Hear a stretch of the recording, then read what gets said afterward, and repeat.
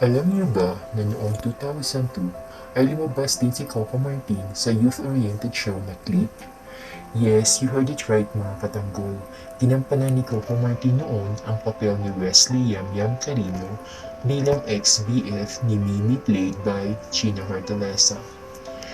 Lumabas din si Coco sa episode ng 17 na pinamagatang Isla Chiquita na pinagbidahan ng Sex Bomb Girls na ineri mula April 30 hanggang July 27, 2007. Ngunit bago nga pinasok ni Coco ang showbiz ay nagtrabaho din siya noon bilang waiter, barista at flyer distributor. Nagtrabaho rin siya bilang janitor sa Alberta, Canada.